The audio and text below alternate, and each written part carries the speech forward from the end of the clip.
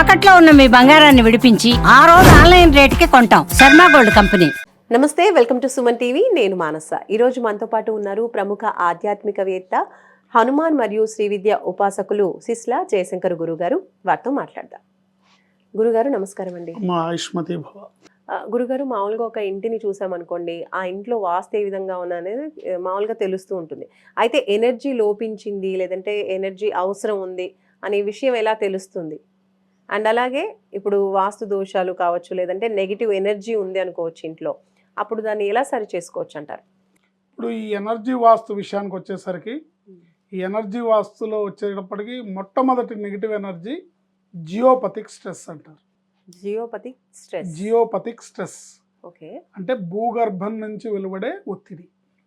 Okay, ఒక బిల్డింగో, ఒక ఇల్లో, ఒక భవనమో, ఒక కాంప్లెక్సో ఏదన్నా కట్టినప్పుడు అక్కడ భూమిలో ఉన్న పవర్, అంటే కొన్ని చోట్లేమో అద్భుతమైన పవర్ ఉంటుంది, అద్భుతంగా అభివృద్ధి చెందుతూ ఉంటుంది. హైదరాబాద్లో బంజారా హిల్స్ నుంచి మొదలుపెట్టి కొండాపూర్ నుంచి అటు ఫ్యూచర్ సిటీ వరకు, ఫైనాన్షియల్ డిస్ట్రిక్ట్ వరకు ఎంత అభివృద్ధి చెందింది. ఇటు తూర్పు వైపుగా వెళ్తే పంజాగుట్ట నుంచి బేగంపేట అనుకోండి, లేకపోతే ఉప్పల్ వైపు అనుకోండి, ఇటువైపు అభివృద్ధి. అంటే వేరియేషన్ రూపాయి నోటుకి 100 రూపాయల నోటుకి తేడా ఎంత ఉందో అంత వేరియేషన్ ఉంటుంది. కారణం ఏంటంటే భూమిలో ఉన్న బలం, భూమిలో ఉన్న పవర్, భూమిలో ఉన్న శక్తి, ఆ ప్రాస్పరిటీ. అలాంటివి అంటే సిరిగల భూములు అంటారే, సిరిగల భూములు ఇవి అన్నమాట. సో ఒక చోట బాగలేదు అంటే ఈ నెగిటివ్ ఎనర్జీస్లో మనం అన్నీ ఒక ఎపిసోడ్లో చెప్పుకోవడం కుదరదు. ఈ ఎపిసోడ్లో జియోపతిక్ స్ట్రెస్ గురించి చెప్పుకుందాం. జియోపతిక్ స్ట్రెస్ అంటే భూగర్భంలో ఉండే నెగిటివ్ ఎనర్జీ. ఇది ఎలా తెలుస్తుంది మనకి అంటే, ఎందుకు ఏర్పడుతుంది అసలు భూగర్భం నుంచి నెగిటివ్ ఎనర్జీ రావడం ఏంటి అంటే, ఇప్పుడు ఒక బిల్డింగ్ ఒక 100 ఏళ్ల క్రితం కట్టారు, కానీ ఆ స్థలంలో ఓ 150 ఏళ్ల క్రితం ఏం జరిగిందో తెలియదు, ఓ 200 ఏళ్ల క్రితం ఏం జరిగిందో తెలియదు. అక్కడ ఏదన్నా అంతకుముందు గుడి ఉండేదా మనకు తెలియదు, అక్కడ అంతకుముందు శ్మశానం ఉండేదా మనకు తెలియదు, అక్కడ ఏదన్నా అఘాయిత్యం జరిగిందా మనకు తెలియదు, ఏదన్నా అక్రమాలు జరిగినాయో మనకు తెలియదు.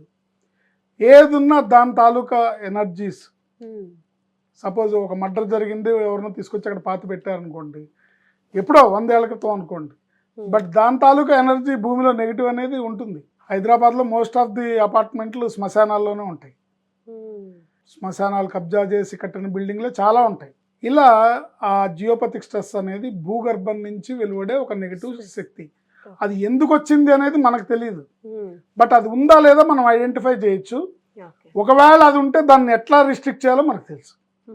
మనకు కావాల్సింది అంతే కదా.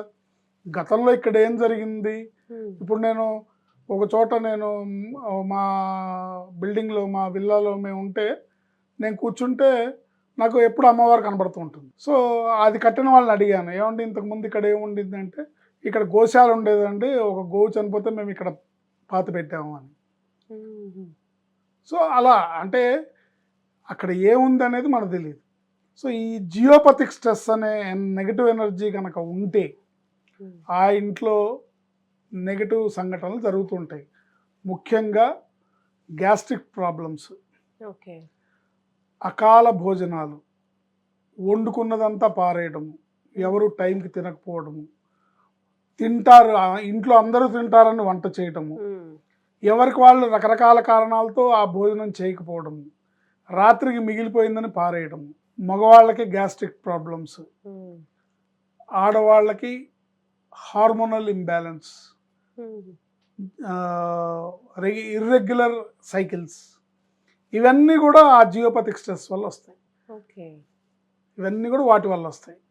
సో ఇవి బాగా ఉన్నాయి మా ఇంట్లో అంటే ఒకసారి ఎనర్జీ చెక్ చేసుకోవాలి, దాన్ని రిస్ట్రిక్ట్ చేసుకోవాలి. అంటే ట్రీట్మెంట్ బదులు ఇదని కాదు, మీరు మందులు వాడద్దు, మీరు హార్మోనల్ ఇంబ్యాలెన్స్ ఉంటే మందులు వాడద్దు, లేదా ఇంకొక గ్యాస్ట్రిక్ ప్రాబ్లం ఉంటే మందులు వాడద్దని చెప్పట్లా. బట్ ఏది మూలమో, ఎందుకు ఈ ప్రాబ్లం వచ్చిందో తెలుసుకొని దాన్ని కట్ చేయడం ద్వారా మనం అనేక రకాల హాస్పిటల్ బిల్లు మిగులుతాయి. అంటే మూలం కట్ అయింది అనుకోండి, కొన్నాళ్ళకి ఆ సమస్య సెట్ అయిపోతుంది. అవును. ఆ మూలాన్ని కట్ చేసి ట్రీట్మెంట్ చేసుకోవాలి. అది ఎలా ట్రీట్మెంట్ చేస్తాం అనేది మనం చేస్తాం. ఓకే. సో దాన్ని ఐడెంటిఫై చేయాలి. ఈ జియోపతిక్ స్ట్రెస్ అనేది ఉందా లేదా మన ఇంట్లో అనేది ఐడెంటిఫై చేయాలి. ఓకే. చేసుకుంటే దాన్ని ట్రీట్మెంట్ చేసుకుంటే 100 అంటే ప్రతి ఇంట్లో 100% ఉంటుందని మనం గ్యారంటీగా అనుకోలేము. కొన్ని చోట్ల ఎనర్జీ బాగుంటుంది. వాళ్ళు సాధారణంగా ఏ ఆరోగ్య సమస్య లేకుండా, ఎటువంటి వివాదాలు లేకుండా, ఎటువంటి వ్యాపారంలో నష్టాలు లేకుండా ముందుకెళ్తూనే ఉంటారు. వాస్తు బాగుంటుంది, వాళ్ళ టైము బాగుంటుంది. టైం బాగాలేనప్పుడు ఏవో ఎదురవుతూ ఉంటాయి. బట్ మొత్తం మీద అంత పెద్ద ప్రాబ్లమాటిక్గా ఉండదు. బట్ ఎప్పుడైతే మీకు ప్రాబ్లమాటిక్గా అనిపించినప్పుడు ఒకసారి మనం వాస్తు చెక్ చేసుకోవాలి. గురుగారు, మీరు ఇప్పుడు చెప్పారు కొన్ని సిమ్టమ్స్ లైక్ ఆరోగ్య సమస్యలు వచ్చినప్పుడు ఎక్కువగా బాధిస్తూ ఉన్నప్పుడు కూడా నెగిటివ్ ఎనర్జీ ఉన్నట్టుగా తెలుస్తుంది అని. అండ్ ఇదే కాకుండా ఇంకా ఏవే విధాలుగా మనకి ఈ సిమ్టమ్స్ని మనం అబ్జర్వ్ చేయొచ్చు అంటారు? ఈ సిమ్టమ్స్ 99% ఆడవాళ్ళకేమో ఇలా ఇర్రెగ్యులర్ సైకిల్స్, హెల్త్ ప్రాబ్లమ్స్ వస్తాయి. ప్లస్ మగవాళ్ళకేమో గ్యాస్ట్రిక్ ప్రాబ్లమ్స్ అలాంటివి వస్తాయి.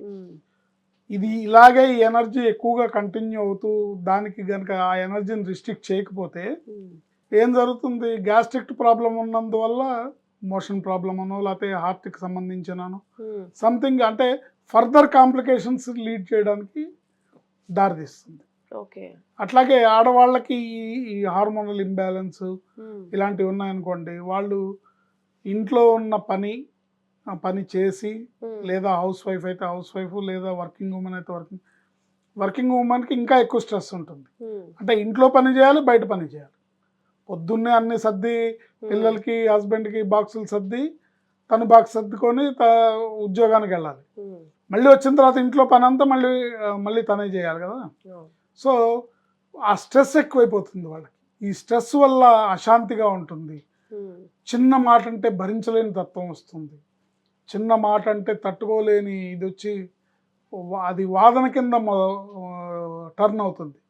కుటుంబంలో డిస్కషన్స్కి దారితీస్తుంది, గొడవలకి దారితీస్తుంది. సో అలాగే మగవాళ్ళు కూడా అంటే రెసిస్టెన్స్ పవర్ తగ్గిపోతుంది. అంటే ఓర్పు సహనం తగ్గిపోతుంది.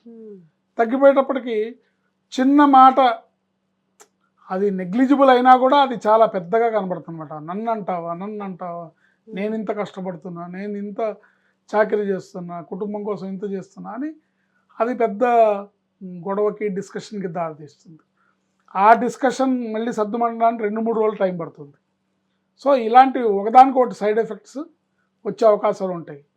అందువల్ల జియోపతిక్ స్ట్రెస్ అనేది లేకుండా చూసుకుంటే ఇంట్లో మనుషులు ఆరోగ్యంగా ఉంటారు, మనశ్శాంతిగా ఉంటుంది, స్ట్రెస్ లేకుండా ఉంటుంది. లేదంటే స్ట్రెస్ ఎక్కువగా ఉంటుంది. జియోపతిక్ స్ట్రెస్ అనేది ఎక్కువగా వాటర్ ద్వారా వస్తుంది. సో ఆ వాటర్ తీసుకున్నా కొద్దీ మనకి ఆ ప్రాబ్లం పెరుగుతూ ఉంటుంది.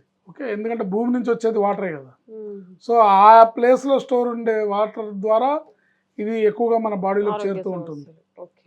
సో దీన్ని రిస్ట్రిక్ట్ చేసి సరి చేసుకోవడం అనేది అద్భుతమైన ప్రక్రియ. ధన్యవాదాలు గురుగారు. ఆయుష్మతి భవ. చూసారు కదండి, ఇంట్లో నెగిటివ్ ఎనర్జీ ఉంది అంటే ఎలాంటి సిమ్టమ్స్ కనిపిస్తూ ఉంటాయి. అండ్ ఆ నెగిటివ్ ఎనర్జీని కూడా మనం పాజిటివ్గా చేసుకునేందుకు చాలా అవకాశాలు ఉన్నాయని కూడా గురుగారు తెలియజేస్తూ ఉన్నారు. చూస్తూనే ఉండండి సుమన్ టీవీ. నమస్తే.